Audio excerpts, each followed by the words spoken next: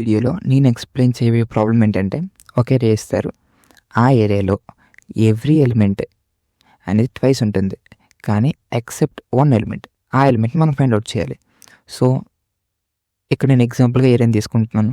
So ఏం చేద్దామంటే, బాగా అర్థం కావడానికి ఏరియాలో ప్రతి ఎలిమెంట్ యొక్క ఫ్రీక్వెన్సీ రాద్దాం. ఇప్పుడు ఫస్ట్ ఇనిషియల్గా 4 తీసుకున్నాం. 4 ఏరియాలో ఎన్ని టైమ్స్ ఉంది? Only once. 1 తీసుకున్నాం. 1 ఎన్నిసార్లు ఉంది? ట్వైస్. 2 ఎన్నిసార్లు ఉంది? ట్వైస్. ఇదే కదా మనకు ప్రాబ్లంలో కూడా కావాల్సింది. మనం ఏమంటున్నాడంటే, find the element that appears once. అంటే ఏరియా మొత్తంలో ఒక ఎలిమెంట్ ఉంటుందంట, ఆ element only once in the area ఉంటుందంట. సో ఇప్పుడు చూసుకుంటే 4 అనేది ఒకే ఒక ఎలిమెంట్ ఈ ఏరియాలో, అది exist in the area only once. So మనకి ఆన్సర్ ఏంటి? ఇస్ 4. సో ఓకే, ప్రాబ్లం అర్థమైంది. ఇప్పుడు ఎలా సాల్వ్ చేయాలో చూద్దాం. బై యూజింగ్ ద XOR అనమాట.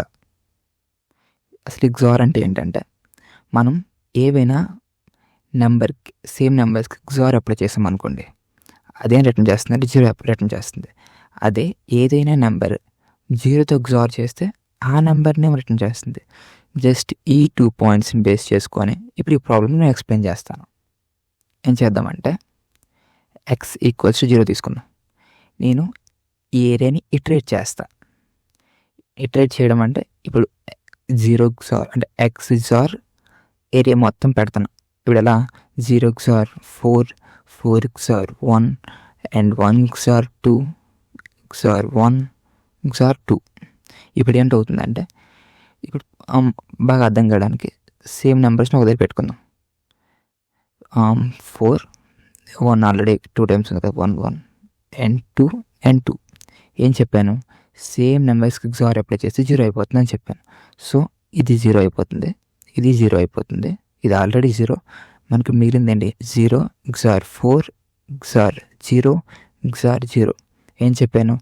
ఒక నెంబర్కి 0తో XOR చేస్తే అదే నెంబర్ రిటర్న్ అవుతుంది అని చెప్పాను. సో ఇక్కడ ఆన్సర్ ఏమొస్తుంది? 4. సో మనం బై యూజింగ్ XORతో ఈ ప్రాబ్లం చేస్తే సింపుల్గా సాల్వ్ అయిపోతుంది. I hope you gain some knowledge by watching this video.